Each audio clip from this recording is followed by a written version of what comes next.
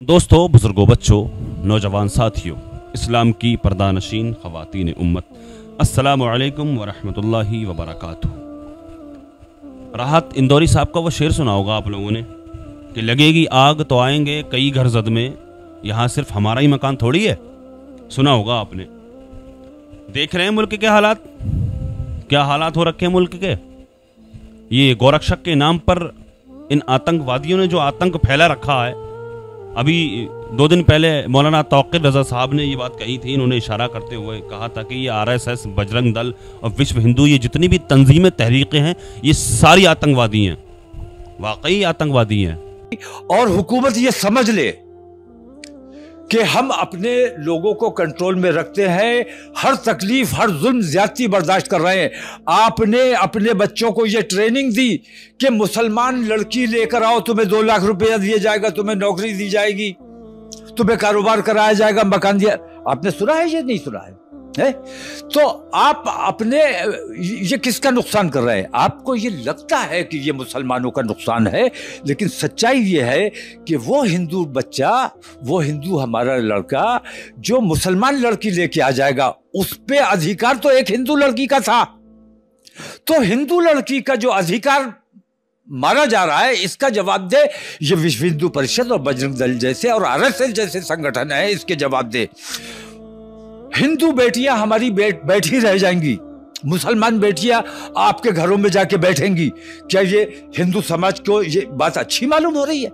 ये मुसलमान को तकलीफ पहुंचाने का इनको लगता है कि तकलीफ पहुंचा रहे हैं, लेकिन असल में ये हिंदुत्व को नुकसान पहुंचाने का काम कर रहे हैं, हिंदू समाज को नुकसान पहुंचाने का काम कर रहे हैं। और अगर हिंदुओं का सबसे बड़ा कोई दुश्मन है तो ये आतंकवादी संगठन, इन पर पाबंदी लगाई जाना बेहद जरूरी है, देश हित में है।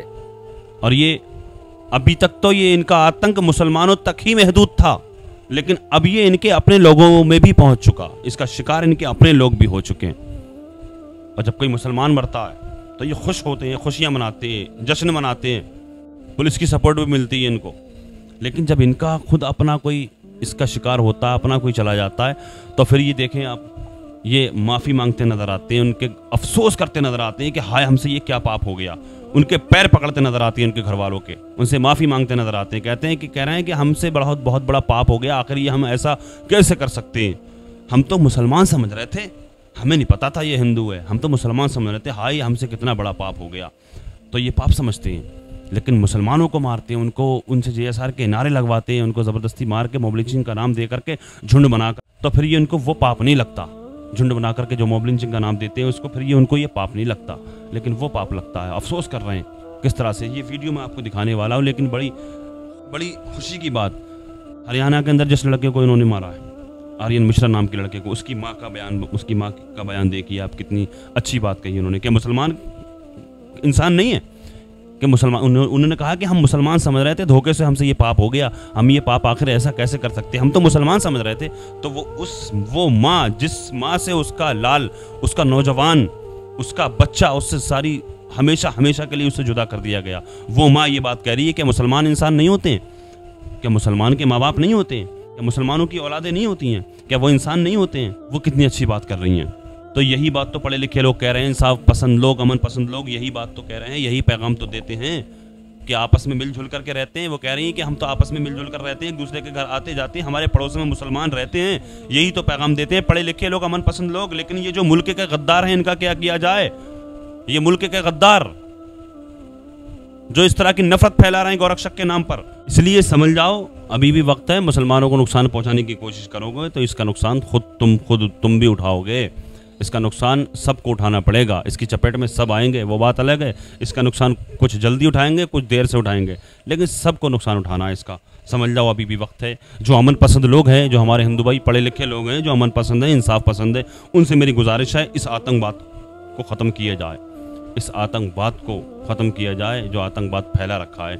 इन्होंने, इन आतंकवादियों को सलाखों के पीछे होना चाहिए, इनके खिलाफ FIR होनी चाहिए, इनके खिलाफ आवाज़ उठाओ, इसका नुकसान सबको उठाना पड़ेगा। मैं गुजारिश करता हूँ अमन पसंद लोगों से, और आप लोग इस वीडियो को एक नज़र और देख लें, एक मरतबा इस वीडियो को देख लें, और इस माँ के, जिस माँ का लाल इससे हमेशा के लिए जुदा कर दिया गया, इसकी बात सुन लें, इस खातून की बात सुने। मुझे जो भी कुछ कहना था मैं कह चुका, और इस वीडियो को आप एक नज़र और देख लें, एक मरतबा इनकी बात सुन लें, किस तरह की ये बात कर रही हैं। उस लड़के की माँ आर्यन मिश्रा जो इस नफ़रत का शिकार हुआ है, उसकी माँ की ज़बानी आप खुद सुने, ये क्या कह रही हैं। गौरक्षा की आड़ में ये जो आतंकी घूम रहे हैं सड़कों पर, हरियाणा की जो घटना सामने आई जहां आर्यन मिश्रा 12वीं का छात्र था जिसकी हत्या कर दी।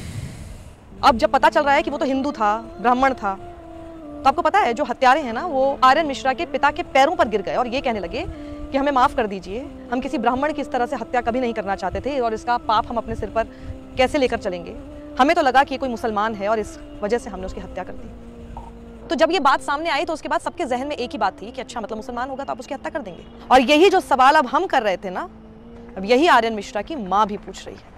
मुसलमान समझ के गोली में, मुसलमान का इंसान नहीं है, मुसलमान समझ के रोड चल रहा है, बेगुनाह मुसलमान फैमिली लेके चल रहा, कैसे चला, क्यों मुसलमान को मार दिया। जो कोई गुनाहगार होगा उसी को मारने का हक है, वो भी गोली मारने का हक नहीं है। पुलिस को बताओ क्यों मारेंगे मुसलमान को? मुसलमान हमारे भाई नहीं है क्या? कितने मुसलमान है पड़ोस में, वो हमारे रक्षा करते हैं, भाई हैं, बहन मानती हूँ मैं। देखा आप लोगों ने, सुन लिया आपने। जो मनपसंद लोग होते हैं वो इसी तरह की बात करते हैं, पढ़े लिखे लोग इसी तरह की बात करते हैं, वो इसी तरह का पैगाम देते हैं कि हम मिलजुल करके रहते हैं, एक ही पड़ोस में रहते हैं। कह रही है कि हिंदू मुसलमान के इंसान नहीं होते। बात सुन, देखें आप ज़रा गौर करें। लेकिन जो मुल्क के गद्दार होते हैं वही नफरत की बात करते हैं। ये मुल्क के गद्दार हैं, इनके खिलाफ FIR करवाई जाए, इनके खिलाफ आवाज़ उठाई जाए। मेरे गुजारिश है अमन पसंद लोगों से, इनके खिलाफ आवाज़ उठाएं, मैदान में आए, इनके खिलाफ FIR करवाएं, इनको सलाखों के पीछे होना चाहिए। लिहाजा मेरी अल्लाह की बारगाह में दुआ है, अल्लाह तबारक व तआला इन लोगों को हिदायत अता फरमाए, अल्लाह पाक इनको समझ अता फरमाए, इनके दिल में अल्लाह पाक रहम डाल दे। अल्लाह तबारक व तआला हमारे मुल्क में अमन और सुकून अता फरमाए, हिंदू मुस्लिम भाईचारा नसीब फरमाए। अल्लाह तबारक व तआला दुनिया के तमाम मुसलमानों की इज़्ज़त व आबरू की, जान और माल की हिफाजत फरमाए। हमारी मसाजिद, मदारिस, खानकाहों की अल्लाह पाक हिफाजत फरमाए। अस्सलामु अलैकुम व रहमतुल्लाहि व बरकातुहू।